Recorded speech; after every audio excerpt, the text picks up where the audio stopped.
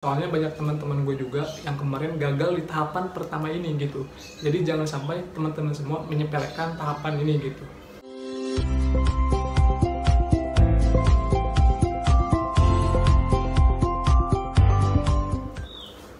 Oke, assalamualaikum warahmatullahi wabarakatuh. Halo guys, jadi di video kali ini gue mau berbagi tips nih buat teman-teman semua yang mau daftar sekolah ikatan dinas di bawah Kementerian Hukum dan HAM, yaitu Politeknik Ilmu Pemasyarakatan dan Politeknik Imigrasi. Nah, sebelum ke tipsnya, gue mau kasih tahu dulu nih buat teman-teman semua yang mau daftar. Jadi di Poltekim dan Poltekim ini seleksinya itu ada beberapa tahapan guys, kurang lebih ada 8 nih untuk di Politeknik Ilmu Pemasyarakatan dan Imigrasi ya guys. Nah, yang pertama itu adalah daftar online. Daftar online ini yang pertama ini adalah daftar secara umum ya, daftar di portal umum atau misalnya di webnya yang umum gitu. Kalau nggak salah ini nih nama webnya apa sih, SSCS ya itu. Nah, yang kedua itu umum, jadi semua sekolah kedinasan itu daftar online pertamanya di situ. Jadi semuanya di situ gitu. Nah, tahapan kedua adalah daftar online yang kedua, daftar online juga. Namun, daftar online yang ini adalah di sekolah di portal resmi sekolah kedinasan masing-masing. Ibaratnya kalau Kementerian Hukum dan HAM itu portal resmi daftar online-nya yaitu catatkemenkumham.go.id. Nah, gitu. Nah, kalau tahun lalu seperti itu ya. Nah, di situ. Yang ketiga itu tahapan verifikasi berkas asli langsung datang ke kampusnya. Jadi jadi untuk Politeknik Ilmu Permasyarakatan dan Imigrasi itu tahapan seleksi semuanya itu ada di pusat. Jadi nggak ada di cabang-cabang atau daerah-daerah ya guys. Itu beda sama halnya dengan PDN ataupun yang lainnya ya. Nah, setelah verifikasi berkas, yang tahapan keempatnya yaitu seleksi kompetensi dasar atau SKD nih. Nah, ini nih yang tes yang banyak menggugurkan orang. Oke, lanjut ke tahapan selanjutnya yaitu setelah tahapan tadi SKD, baru tahapan kesehatan. Setelah kesehatan SMAPTA atau kebugaran jasmani, selanjutnya psikotes, dan yang terakhir adalah wawancara pengamatan fisik dan keterampilan atau ibaratnya pantuhir, pantauan terakhir. Itu ya guys, itu tahapan-tahapannya. Nah, di video kali ini gue mau berbagi tips di tahapan yang pertama, tahapan kedua lah ibaratnya, bukan tahapan untuk daftar online yang pertama. Itu mah umum banget lah soalnya.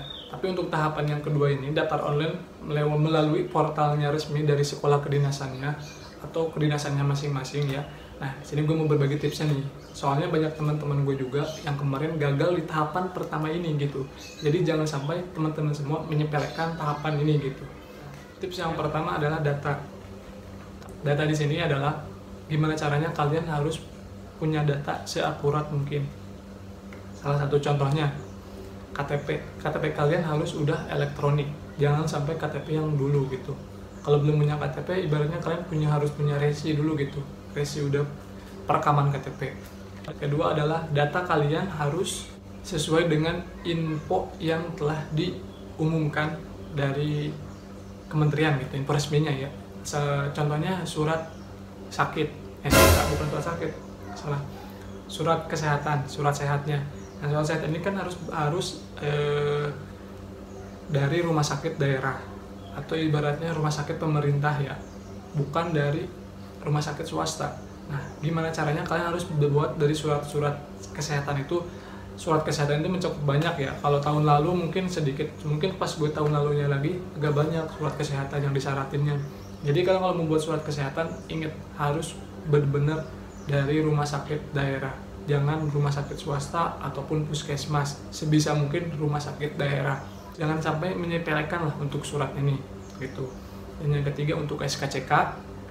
Nah, untuk SKCK gimana caranya kalian juga harus buat dari Risol atau Polres ya. Jangan dari buat Polsek.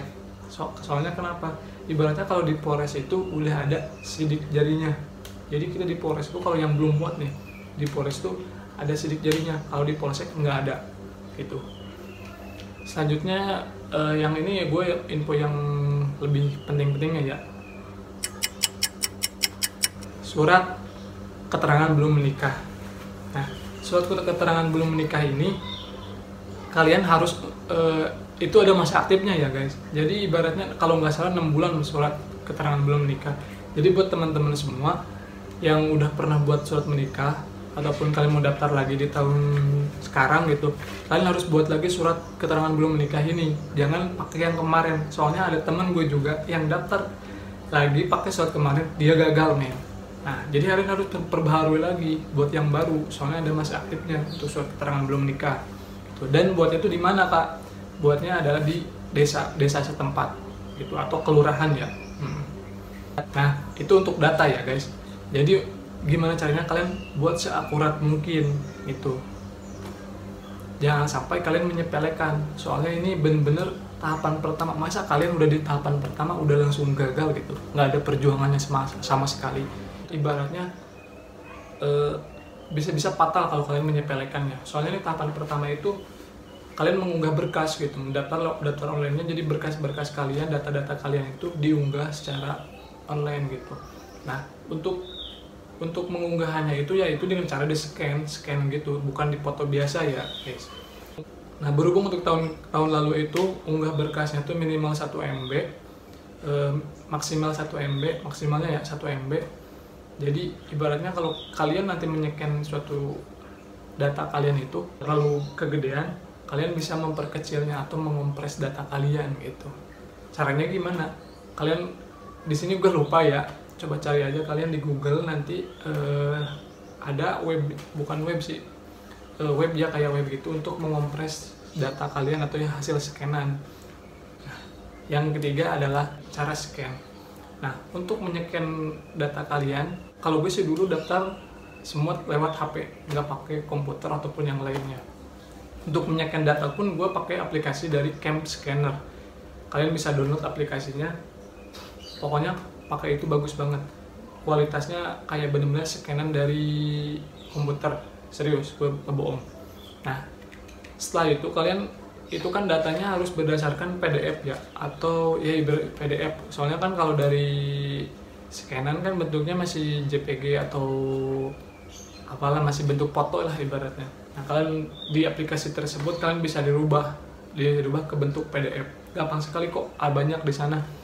Jadi di Camp Scanner itu komplit sekali untuk kalian menyekan atau dari scanan dari foto mengubah ke PDF, bisa gampang banget sumpah. Kalian download aja, caranya pakai aja. Tips selanjutnya yaitu jangan terburu-buru untuk kalian mengunggah dokumen kalian, karena untuk pendaftarannya pun waktu atau batas waktu dari kalian unggah dokumen itu kurang lebih 1 bulan. Jadi kalian jangan terburu-buru untuk kalian mendaftar online-nya. Ibaratnya kalian gunakan data dulu secara akurat, ibaratnya semua data kalian udah lengkap, terus udah siap segala macamnya, kalian cek lagi. Nah, kalian harus sebisa mungkin udah pastikan semuanya itu, setelah itu baru kalian daftar.